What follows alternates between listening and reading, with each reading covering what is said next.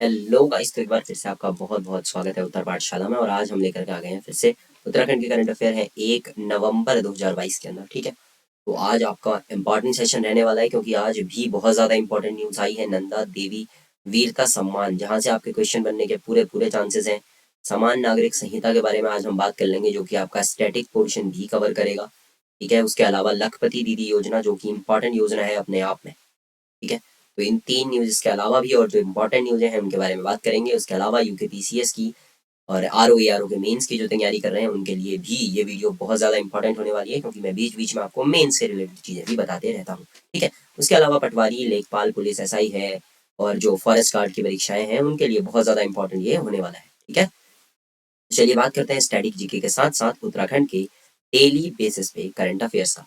चलिए, इसकी पीडीएफ मैं आपको ग्रुप में भेज दूंगा। ग्रुप में अगर आप नहीं जुड़े हुए हैं तो मैं आपको पर्सनल डिटेल्स दे देता हूँ, जहाँ से आप ग्रुप ज्वाइन कर सकते हैं। ठीक है, तो ये है आपकी पर्सनल डिटेल्स। ये आप मुझे ट्विटर पे, इंस्टाग्राम पे फॉलो कर सकते हैं। उसके अलावा आप चाहे तो व्हाट्सएप पे इस नंबर के थ्रू आप हमारे ग्रुप्स पे ऐड हो सकते हैं। ठीक है, फेसबुक पे आप चाहें तो इस नंबर पे मुझे ऐड कर सकते हैं, फॉलो कर सकते हैं। और आपको अगर बातचीत करनी है तो आप इंस्टाग्राम आईडी का यूज़ कर सकते हैं। ठीक है, तो वहाँ से आप बात कर सकते हैं। चलिए, आज का सेशन जो है वो स्टार्ट करते हैं। और आज के सेशन में हमारी पहली न्यूज़ रहने वाली है नंदा देवी वीरता सम्मान से रिलेटेड। ठीक है, नंदा देवी वीरता सम्मान ये हर साल दिया जाता है। और ये जो सम्मान दिया जाता है ये अपने अपने क्षेत्र में महिलाओं द्वारा विशेष तरीके से वीरता और साहस का प्रदर्शन जब किया जाए तो ऐसी महिलाओं को चुनकर जो है उन्हें यह वीरता सम्मान दिया जाता है। आपको ध्यान रखना है कि इसकी जो अध्यक्षता करेंगी, जो कमेटी बनेगी, उसके लिए विधानसभा जो अध्यक्ष होती हैं या विधानसभा के जो अध्यक्ष होते हैं उस समय पे वो जो है अध्यक्ष होते हैं, जो इसकी चयन समिति होती है। ठीक है, नंदा देवी वीरता सम्मान की। तो इस बार भी 10 महिलाओं को ये पुरस्कार है जो प्रदान किया जाएगा। आगे हम बात करेंगे इन 10 महिलाओं की भी। फिलहाल आपको याद रखना है कि इसके लिए जो एक चयन समिति बनेगी जो उन 10 लोगों का या नामों का चयन करती है, उस चयन समिति में अध्यक्ष जो है वो है विधानसभा की जो अध्यक्ष है वर्तमान, रितु खंडूड़ी। ठीक है, तो रितु खंडूड़ी भूषण जो है वो अध्यक्ष हैं इस समिति की। ठीक है, अब ये पुरस्कार कब दिया जाएगा, तो 1 नवंबर को प्रदान किया जाएगा। ठीक है, तो ये जो पुरस्कार दिया जाता है ये किस समिति द्वारा दिया जाता है? श्री नंदा देवी राजजात पूर्व पीठिका समिति। अगर नाम याद कर पाए तो अच्छी बात है, नहीं भी करेंगे तो बहुत ज्यादा इंपॉर्टेंट नहीं है ये। नंदा देवी राजजात पूर्व पीठिका समिति, जिसके अध्यक्ष कौन है आपको मैंने अभी बता दिया, रितु खंडूड़ी भूषण, जो कि क्या होती है उस समय विधानसभा के जो स्पीकर हैं, अध्यक्ष हैं, वो होते हैं। ठीक है, चलिए अब अगर बात करेंगे तो ये हर साल दिया जाता है अलग अलग क्षेत्रों में जो उत्कृष्ट काम किया होता है महिलाओं ने। ठीक है, तो इस हिसाब से जो है आपका ये पूरा का पूरा पुरस्कार सम्मान जो है वो चलता है। ठीक है, चलिए बात करेंगे चयन समिति के अध्यक्ष। तो उनके बारे में मैंने आपको बता दिया है। 10 महिलाओं को यह दिया जाएगा। और इस बार जो थीम रखी गई है वो देखी गई है कि पर्वतीय क्षेत्र के जो दुर्गम इलाके हैं वहाँ जो महिलाएं काम करती हैं उनको सम्मान दिया जाए। इस हिसाब से 10 महिलाओं का चयन किया गया है। तो 10 कौन कौन है मैं आपको एक एक करके बता देता हूँ। जैसे पौड़ी से हैं फ्लाइंग ऑफिसर निधि बिष्ट, इनको दिया गया है पहला। बागेश्वर के अंदर से आप ले सकते हैं अनीता टमटा। पिथौरागढ़ के धारचूला के अंदर से कलावती बड़ाल जो है उनको ये पुरस्कार मिलेगा। चंपावत से तारा जोशी। ठीक है, कपकोट की तारा टाकुली जो है उनको मिलेगा। तारा पांगती को मिलेगा। पिथौरागढ़ से ही गीता देवी पांगती जो है उन्हें भी मिलेगा। बागेश्वर से आशा देवी। चंबा जो इलाका है वहां से निवेदिता पवार। और पिथौरागढ़ के अंदर ही सीता देवी बुरफाल जो है उनको यह सम्मान जो है वो दिया जाएगा।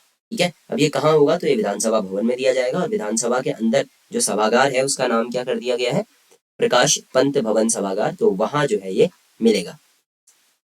ठीक है, चलिए तो ये नाम कुछ बहुत आपको याद रखने हैं, कुछ बहुत उनके फील्ड आपको याद रखने हैं। जैसे निधि बिष्ट जो है, अनीता टमटा, तारा जोशी, कलावती बडाल, तारा टाकुली, तारा पांगती, गीता देवी, उसके अलावा गीता देवी पांगती, उसके अलावा आशा देवी, निवेदिता पवार, सीता देवी बुरफाल। और इन सब के काम ये आपको याद रखने हैं कि ये अपनी अपनी जो इनकी फील्ड है वो कौन सी है। कौन सोशल वेलफेयर में काम कर रहा है, कौन पर्वतारोहण में काम कर रहा है, इस तरीके से आपको याद रखने पड़ेंगे। ठीक है, तो थोड़ा सा रिसर्च अगर आप करेंगे तो काम बन जाएगा।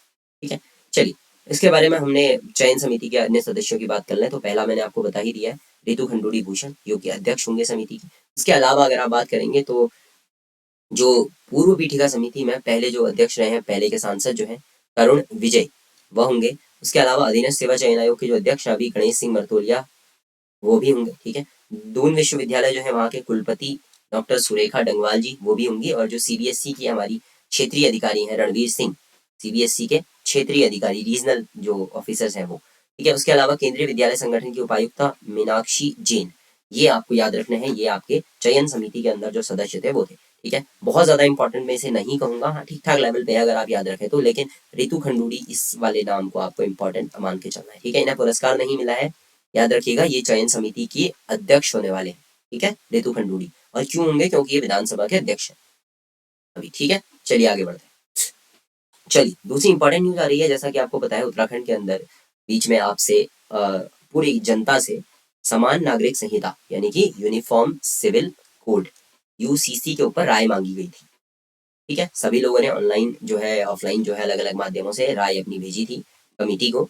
तो इसी तरीके से समान नागरिक संहिता जैसे उत्तराखंड के अंदर कमेटी बनाई गई है, बिल्कुल उसी तरह से गुजरात के अंदर भी गुजरात गवर्नमेंट ने कमेटी जो है वो बना ली है, विशेषज्ञ समिति जो है वो गठित करने का फैसला ले लिया है। किसने? गुजरात ने। उत्तराखंड के बाद गुजरात सेकंड स्टेट होने वाला है जिसने इस तरीके का फैसला लिया हुआ है, ठीक है। उत्तराखंड पहला स्टेट है जिसने समान नागरिक संहिता के लिए जो है कमेटी बनाई, दूसरा कौन होने वाला है? गुजरात होने वाला है। हालांकि यूनिफॉर्म सिविल कोड की बात करें तो इंडिया के अंदर एक स्टेट ऐसा है ऑलरेडी जहां यूनिफॉर्म सिविल कोड है, और वो कौन सा स्टेट है? गोवा है, ठीक है। गोवा की कैपिटल क्या है भैया? पणजी है, ये आपको याद रखना है, इसमें कुछ खास नहीं। चलिए आगे बढ़ते हैं।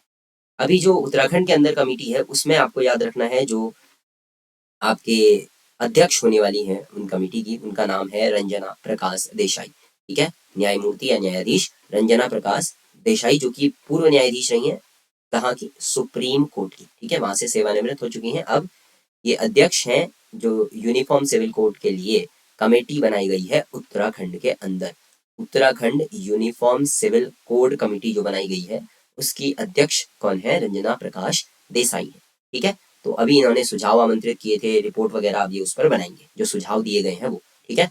और जो सुझाव इन्होंने आमंत्रित किए थे उस पर लगभग 3 लाख से ज्यादा सुझाव इन्हें मिले भी हैं, ठीक है। 3 लाख से ज्यादा सुझाव जो है वो भी इनको मिले हुए हैं। चलिए, उत्तराखंड पहला हो गया और उसके बाद गुजरात, ये 2 स्टेट हो गए, ठीक है। ये भाजपा शासित राज्य है, यानी कि ये इंपॉर्टेंट नहीं है आपके लिए, ठीक है। नागरिक संहिता के लिए ये विशेषज्ञ समिति बनाई गई है, और उसके अलावा थोड़ा बहुत पॉलिटिकल फायदे की बात इसमें की जा रही है, वो हमारे काम का नहीं है। हालांकि समान नागरिक संहिता हमारे लिए बहुत जरूरी है। हालांकि समान नागरिक संहिता पे आपको ध्यान देना है कि ये क्रिमिनल मामलों के लिए नहीं होती है, सिविल मामलों के लिए होती है। सिविल कोड है ना, तो सिविल मामलों के लिए काम करेगा। सिविल मामले कौन से होते हैं? विवाह के मामले हैं, ठीक है, तलाक के मामले हैं, विरासत का मामला है, गोद लेने का मामला है, ये सब किसमें आएंगे? सिविल मामलों में आएंगे। और सिविल कोड जो आएगा, इसका मतलब इन सिविल मामलों के लिए एक कोड बनाएंगे, यूनिफॉर्म कोड बनाएंगे। जैसे अभी हिंदू मैरिज एक्ट या हिंदू जो रिलीजियस एक्ट है उसके अंदर सिख है, जैन है, बौद्ध है, हिंदू है, ठीक है, ये सारे के सारे हिंदू रिलीजन जो है, Hindu marriage act, Hindu code bill के थ्रू ये आगे बढ़ते हैं, इनके सारे के सारे सिविल मामले चलते हैं। जबकि इस्लाम का ऐसा नहीं है, ठीक है। तो बेसिकली क्या है, आपका जो इस्लामिक कल्चर है वहाँ आपको पता है कि बहुत सारी 4 शादियाँ, उससे ज़्यादा शादियाँ अलाउड है इस्लाम के अंदर, आप पॉलीगैमी कर सकते हैं। जबकि अगर आप हिंदू हैं तो आप विशेष तरीके से ये शादियाँ नहीं कर सकते। इन द सेम वे जो आपका इस्लाम है और हिंदुइज्म है, यहाँ पे अगर आप देखेंगे तो आपको साफ अंतर देखने के लिए मिलेगा, किसमें? विरासत से संबंधित जो कानून है उनमें। जैसे अभी आपको पता है उत्तराखंड के अंदर भी विरासत का नया कानून आया, उसके अंदर क्या है, अभी महिलाओं को बिल्कुल बराबर अधिकार दिए गए हैं जो कि पुरुषों के हैं। इस तरीके से विरासत के लिए अलग अलग कानून है, गोद लेने संबंधित नियम है। तो इनमें कई बार प्रॉब्लम्स होती हैं, ठीक है।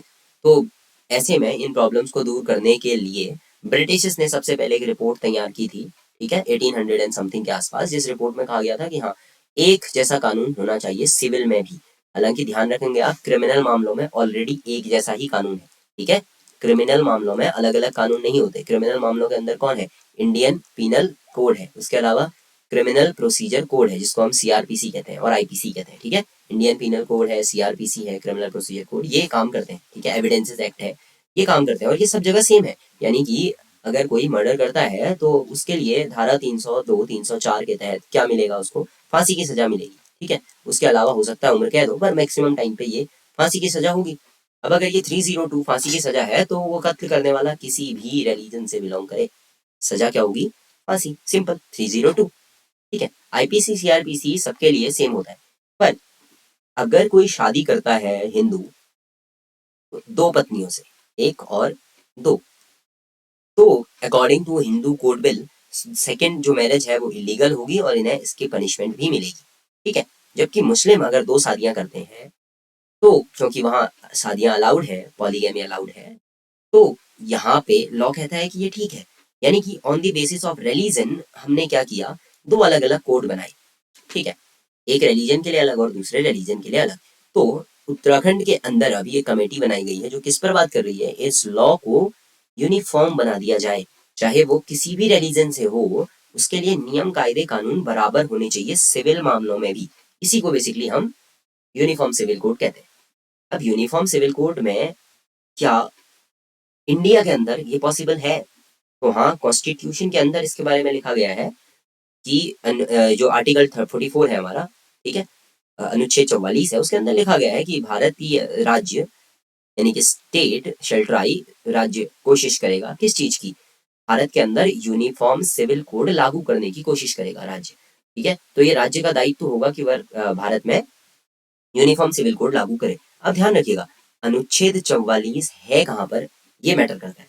अनुच्छेद 44 कहाँ आता है ये मैटर करता है। देखिए 35 पे आपका आर्टिकल 35 पे फंडामेंटल राइट्स खत्म हो जाते हैं, फिर जो शुरू होता है उन्हें हम कहते हैं DPSP, directive principles of state policy, राज्य के नीति निदेशक तत्व। ये आपके चलते जाएंगे डीपीएसपी आर्टिकल 51 तक, और उसके बाद 51A जब आएगा आर्टिकल, तो वहां से आपके फंडामेंटल ड्यूटीज आ जाएंगी।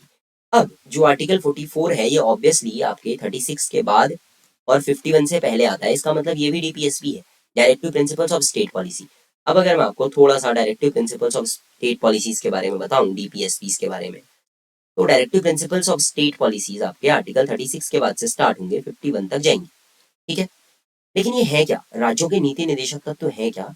ये एक तरीके से राज्यों को शासन करने का, गवर्नेंस करने का तरीका है, ठीक है, कि राज्य कैसा होना चाहिए, राज्य कैसा होना चाहिए ये बताया गया है।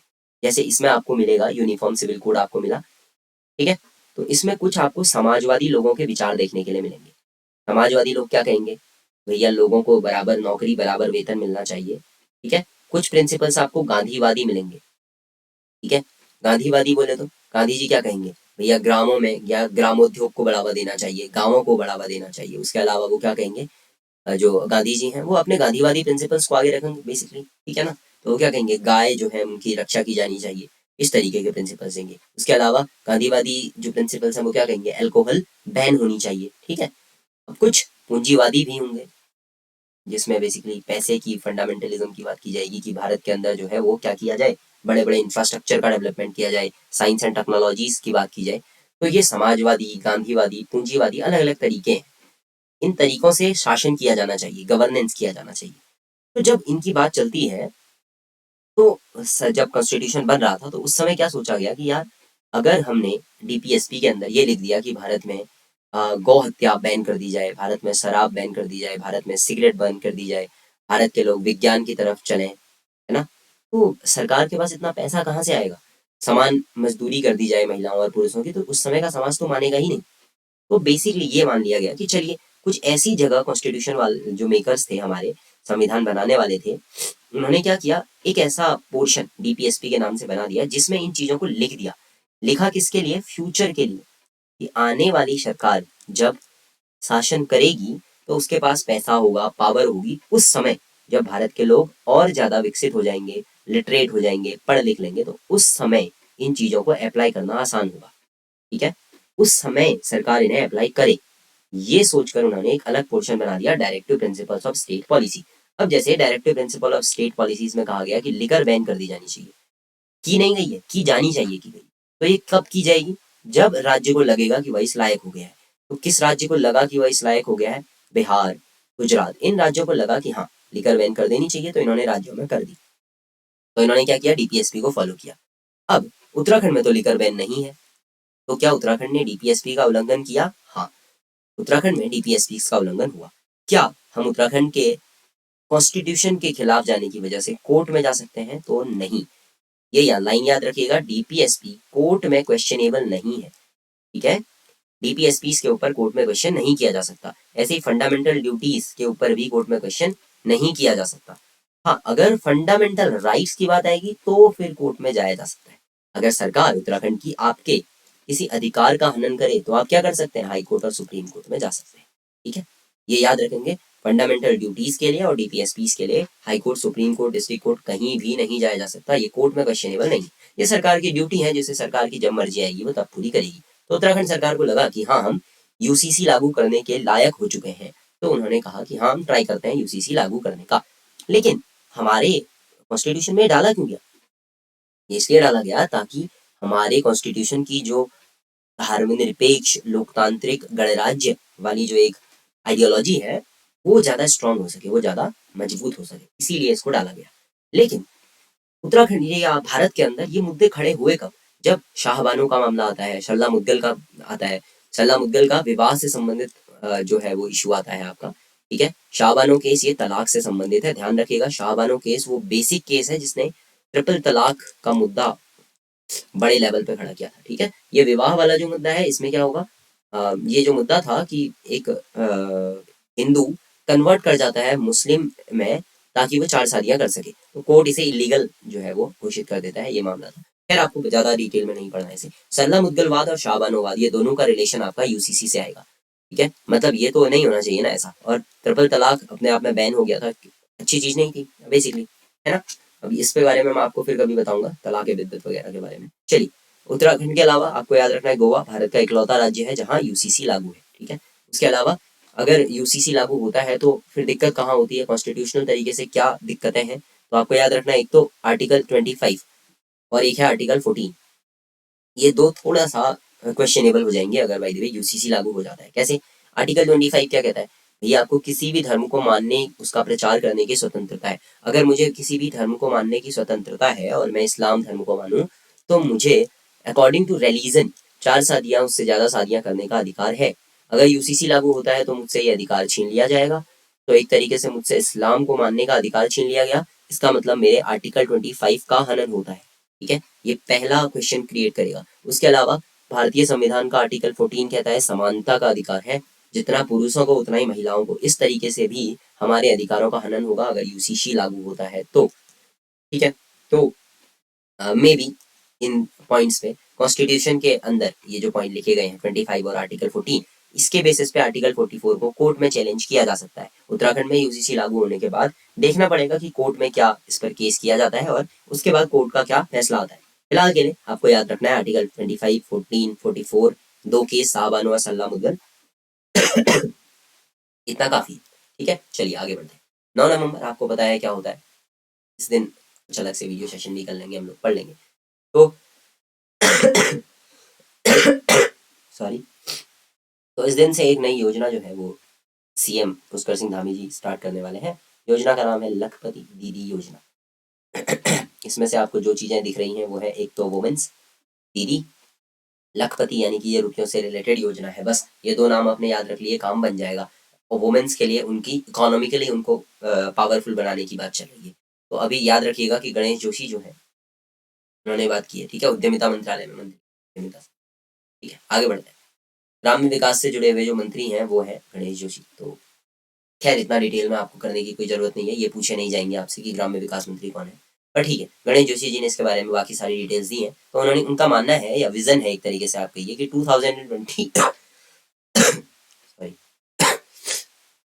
2025 तक जो है क्या किया जाएगा, लगभग 3,67,000 महिलाओं को लखपति बनाया जाएगा। काइंड ऑफ विजन है ये। इसका बेसिक मतलब क्या है कि ये समूह या ग्रुप जो है वो इस योजना से जुड़ेंगे, वुमेन्स जो है। और उसके बाद क्या होगा कि उन पे अलग अलग तरीके से जो अलग अलग काम होते हैं महिलाओं के, समूहों में, ग्रुपों में, ठीक है, स्वयं सहायता समूह, इस तरीके से उनकी हेल्प की जाएगी और उनको पैसा कमाने के लिए सरकार की तरफ से मदद की जाएगी। ठीक है, तो इस तरीके से ये मुद्दा जो है वो पूरा का पूरा है। तो मैंने आपको बता दिया लखपति दीदी योजना, ये डायरेक्टली रिलेटेड है वुमेन्स के सेल्फ हेल्प ग्रुप से, इस तरीके से आप कह सकते हैं। ठीक है, स्वयं सहायता समूह जो होते हैं उनसे लगभग रिलेटेड है, उनके ग्रुप से, समूह से, जो जिसमें वो पैसे कमाए, इस तरीकों से रिलेटेड है। जिसमें इनको स्वयं सहायता समूह ही जरूरी नहीं है, अलग से ट्रेनिंग भी दी जा सकती है जिसमें सिलाई बुनाई कढ़ाई, या इसके अलावा अगर ये कंप्यूटर सॉफ्टवेयर इंजीनियरिंग इनमें जाना चाहे उसकी ट्रेनिंग जो होती है, ठीक है, वो सारी ट्रेनिंग्स भी इनको कराई जाएगी।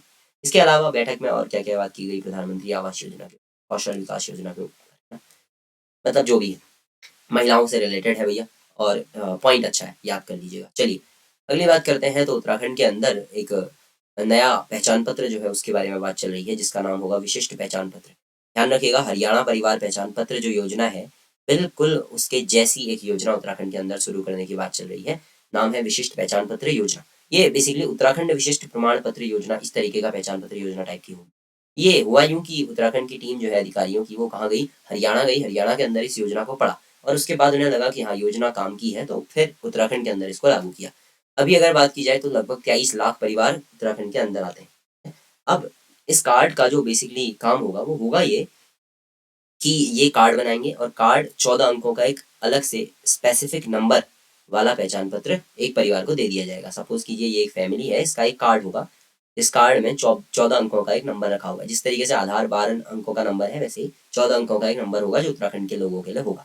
अब इस नंबर के थ्रू सरकार की जितनी योजनाएं आती हैं वो योजनाएं आपको देती जाएंगी। इस कार्ड के थ्रू आपकी योजनाएं चढ़ती जाएंगी। जैसे आपको प्रधानमंत्री आवास योजना का फायदा मिल गया, उसके अलावा आपको मातृशक्ति योजना का फायदा मिल गया, उसके आपका आपका मातृशक्ति वंदना योजना जो है उसका फायदा मिल गया, उज्ज्वला योजना का फायदा मिल गया आपको, ठीक है। उसके अलावा आप क्या कह सकते हैं, आपको सौभाग्य योजना का फायदा मिल गया। तो आपके कार्ड में ये योजनाओं के जो लिस्टिंग है वो होती जाएगी। अब सपोज कीजिए कि आपको प्रधानमंत्री जनधन योजना का फायदा नहीं मिला है, तो ये वाला चैम्बर आपका खाली होगा, तो इसमें आपको फिर वो फायदा देने की बात की जाएगी। तो इस तरीके से एक लीगल प्रोसेस चलेगा, अच्छा काम होगा। और इस कार्ड से फायदा ये होगा कि पारदर्शिता बढ़ेगी। तो आपको याद रखना है, जब आप मेंस का आंसर लिखेंगे तो वहाँ पे गवर्नेंस के अंदर ये आपको लिखना होता है, पारदर्शिता बढ़ाने का काम इससे किया जाएगा, ठीक है। और लोगों को डिजिटलाइज किया जाएगा, ई नंबर वेरिफिकेशन भी होगा। तो ऑब्वियसली आपको पता है, अभी विशिष्ट पहचान पत्र बनेगा, फिर इसका लिंक कर दिया जाएगा परिवार के सारे मेंबर्स के आधार के साथ सीधे। तो मतलब एक तरीके से एक पूरा का पूरा हाँ आपका नेटवर्क बन जाएगा, ठीक है। और ये कहाँ की तरह चल रहा है, हरियाणा के परिवार पहचान पत्र योजना की तर्ज पर ही चल रहा है, बिल्कुल याद रखना है आपको। खाद्य एवं नागरिक आपूर्ति विभाग के अधिकारी ये वहां गए थे, इन्होंने बात की थी। हालांकि अब ये नियोजन मंत्रालय के पास है, मैं आपको यहाँ पे बता दूं। चलिए इसके बारे में फिर बात करते हैं। ये देख लीजिए, राज्य के हर निवासी को सारी सरकारी योजनाओं का लाभ मिल सके, ये इसका मुख्य उद्देश्य है, ठीक है। और हरियाणा की तर्ज पर ही शुरू हो रहा है, ठीक है। तो जो विभागों की टीम थी वो कौन थी, खाद्य नागरिक आपूर्ति विभाग। इनके साथ कुछ टीम जो है वो हरियाणा गई थी। पहले खाद्य और नागरिक आपूर्ति विभाग को ही इस कार्ड से रिलेटेड आंकड़े जो है वो निकालने का काम मिला हुआ था, लेकिन अभी ये नियोजन विभाग के पास है। तो एक याद रखना नहीं है आपको, बस हाँ थोड़ा सा डिटेल के लिए मैं आपको बता दे रहा हूँ कि नियोजन विभाग के पास अब ये काम है। पहले ये खाद्य और नागरिक आपूर्ति विभाग के पास ही था, ठीक है। खैर इतना ज्यादा जाने की जरूरत नहीं है, आगे बढ़ते हैं आज की 5वीं न्यूज की तरफ। दयारा बुग्याल जो है वहां तक जो नहीं पहुंच सकते पैदल ट्रैक से, उनके लिए एक अलग से पर्यटक मोटर पैराग्लाइडिंग इसकी शुरुआत की जा रही है, ठीक है। क्या, पर्यटक मोटर पैराग्लाइडिंग। अब ये जो होगी मोटर पैराग्लाइडिंग होगी, ठीक है। इसके बारे में मैं लास्ट में आपको बताऊंगा कि मोटर पैराग्लाइडिंग क्या होती है और कॉमन पैराग्लाइडिंग से कैसे अलग है। इसमें क्या करेंगे, अगर आपने पैराग्लाइडिंग की, आप पैदल नहीं जा सकते दयारा बुग्याल तक, तो आप पैराग्लाइडिंग के थ्रू जाएंगे, तो आपको दयारा बुग्याल दिखाई देगा। उसके अलावा आपको दयारा बुग्याल के साथ साथ बहुत सारी जो पर्वत चोटियां हैं वो भी देखने के लिए मिल जाएंगी। अब ये कर कौन रहा है, तो आपको जो नाम याद रखना है वो है, एक तो ग्राम पंचायत नटीड़, वहां का जो गांव है वो, और दूसरा हिमालयन एयरो स्पोर्ट्स एसोसिएशन, जिसको हम कहते हैं हिमालयन एयरोस्पेस एसोसिएशन, ठीक है। हासा जिसको हम कहते हैं, ये दो, एक तो हासा और दूसरा विलेज पंचायत या ग्राम पंचायत नटीड़, इन दोनों के सहयोग से ये योजना जो है वो शुरू की जाएगी, पर्यटक मोटर पैराग्लाइडिंग, ठीक है। तो नटीड़ गांव के अंदर से ही ये काम चलेंगे मोटर पैराग्लाइडिंग के। तो इसका मतलब क्या हुआ कि यहाँ जो जमीन वगैरह है वो ढूंढने का काम अभी शुरू हो चुका है, ठीक है। तो लगभग दयारा बुग्याल जो है वो आपका 11,000 फीट की ऊंचाई पर पड़ेगा और बहुत सारे पर्यटक यहाँ आते हैं। लेकिन अगर आपको वहां पहुंचना है तो पैदल दूरी लगभग 9 किलोमीटर से ज्यादा की आपको चलनी पड़ेगी। ऐसे में क्या होता है कि ग्राम पंचायत नटीन से गाँव के जो प्रधान है और जो लोग हैं उन्होंने मिलकर, ग्राम प्रधान नटीन कौन है, महेंद्र पोखरियाल, नाम याद रखना नहीं है आपको, ठीक है। तो ये जो है पैराग्लाइडिंग जो है यहाँ से करवाएंगे, या एक तरीके से आप कह सकते हैं कि ग्राम प्रधान नहीं, ग्राम सभा नटीन जो है वो बेसिकली रिस्पॉन्सिबल होगी। इसके साथ मिलेगी हिमालयन एरो स्पोर्ट्स एसोसिएशन के साथ, और यहाँ गांव से फिर मोटर पैराग्लाइडिंग करवाई जाएगी। और इसके थ्रू पूरा का पूरा जो दयारा बुग्याल है, ठीक है, दयारा बुग्याल पहला, उसके अलावा कुश कल्याण है, जौराई बुग्याल है, सहस्त्र ताल है, खेड़ा ताल है, ये सारी, और उसके अलावा हिमालय की चोटियां, ये सब दिखेंगी जो ये पैराग्लाइडिंग करते हैं। ठीक है, तो पर्यटकों का भी फायदा है, गांव का भी फायदा है, जिससे पैसा वगैरह मिल सकता है उनका, ठीक है। तो क्या किया जाएगा, 200 मीटर की व्यास वाली एक जमीन जो है वो लीज पर ली जाएगी और उसके बाद साल भर के अंदर अंदर मोटर पैराग्लाइडिंग यहाँ शुरू हो जाएगी। ठीक है, तो लोकेशन याद रखेंगे आप लोग, नटीन गाँव। ठीक है, उसके अलावा इसी पैराग्लाइडिंग का यूज करके जो दूर गांव है वहां तक निःशुल्क दवाइयाँ, डॉक्टर्स तक भी पहुंचाए जा सकते हैं। इसके थ्रू सर्च और रेस्क्यू किया जा सकता है, पर्यावरण संरक्षण किया जा सकता है, बीज जो है उनका छिड़काव किया जा सकता है, बीज बॉम्ब्स जो होते हैं, सीड बॉम्ब्स, उनके द्वारा। ठीक है, और उसके अलावा यात्रियों को एक जगह से दूसरी जगह भी पहुंचाया जा सकता है अगर पैराग्लाइडिंग स्टार्ट हो जाती है तो। ठीक है, तो इस तरीके से देखिए मोटर पैराग्लाइडिंग के अंदर यहाँ तो एक ही है, मोटर पैराग्लाइडिंग में 2 लोग इस तरीके से लगते हैं। मोटर पैराग्लाइडिंग में होता क्या है, इसको पावर पैराग्लाइडिंग भी कहते हैं, जिसको हम पीपीजी कहते हैं, पावर पैराग्लाइडिंग, पीपीजी भी कहते हैं। इसमें क्या होता है, पायलट होता है एक बेसिकली, और एक बैक पैक में एक मोटर होती है उस पे, जिसको हम पैरा मोटर कहते हैं। ठीक है, वो पीठ पर किसी तरीके से पहनेंगे उसको, और उसके बाद जो पैराग्लाइडिंग है वो पैराग्लाइडर जो है वो जो है इसका यूज करेंगे, और बिना किसी मदद के ये अकेले क्या कर सकते हैं, हवा के अंदर उड़ सकते हैं। इस तरीके से पीछे मोटर लगी हुई यहाँ, और ये मोटर के थ्रू ये कंट्रोल कर सकते हैं हवा में, हवा किसी भी तरफ जाए, रुकी हुई हवा हो, चलती हुई हवा हो, ये कंट्रोल किया जा सकता है पैराग्लाइडर। और उसके बाद आराम से कहीं भी समतल जमीन देख करके उतरा जा सकता है, आराम से लॉन्च किया जा सकता है इसको समतल जमीन से, और कहीं पर भी उतरा जा सकता है। एक सिंपल प्लेन जमीन है, यहाँ से आप मोटर लेकर के उड़ सकते हैं।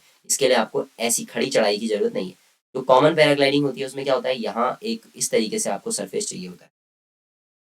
जब आप कॉमन पैराग्लाइडिंग की बात करेंगे तो आपको इस तरीके का एक सरफेस चाहिए होता है, जहाँ यहाँ से आप अपना पैराग्लाइडर लेकर के उड़ेंगे, दौड़ते हुए जाएंगे, और यहाँ से आपको जंप लगानी है।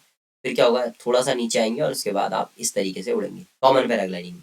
पर मोटर पैराग्लाइडिंग में आपको एक सिंपल प्लेन चाहिए, कोई ढलान नहीं। यहाँ पे आप चढ़ेंगे और सीधा मोटर पैराग्लाइडर ऑन करेंगे और ये आपको ऊपर लेकर के जाएगा। कहाँ तक ले जा सकता है, 18,000 फीट की ऊंचाई तक आराम से ये आपको ले जा सकता है, और फिर जहाँ आप चाहें वहाँ आराम से इसे लॉन्च कर सकते हैं या लैंड कर सकते हैं। ठीक है, तो इस तरीके से आपको मोटर पैराग्लाइडिंग और कॉमन पैराग्लाइडिंग का डिफरेंस बता दिया। ठीक है, तो इस तरीके से हमने अपना जो लेक्चर है वो कर लिया। काफ़ी सारे इंपॉर्टेंट टॉपिक्स हमने आज पूरे किए हैं। आप चाहें तो मुझसे डायरेक्टली कांटेक्ट कर सकते हैं। ये आपका ट्विटर हैंडल है मेरा, ये आपका इंस्टाग्राम आईडी है मेरी, यहाँ पे आप मेरे से डायरेक्टली कांटेक्ट करके अपने क्वेश्चंस पूछ सकते हैं। ये है व्हाट्सएप नंबर जहाँ से आप हमारे ग्रुप्स में जुड़ सकते हैं। आप चाहें तो फेसबुक पे मुझे फॉलो कर सकते हैं। ठीक है, जहाँ मेरे को मेरी पोस्टें जो है वो आपको देखने के लिए मिल जाएंगी। बाकी गाइस, जिसने चैनल को सब्सक्राइब नहीं किया है वो अभी के अभी चैनल को सब्सक्राइब कर लें। और उसके अलावा जो एक चीज़ आपको याद रखनी है वो है कि आपको वीडियो को शेयर करना है और कमेंट करना है कि वीडियो आपको कैसी लगी, और क्या आप देखना चाहते हैं चेंज इन वीडियोस के अंदर की करंट अफेयर के साथ साथ, और क्या कुछ किया जा सकता है इस वीडियो के अंदर। So hope so guys video आपको पसंद आई होगी। Thank you guys, thank you, next video.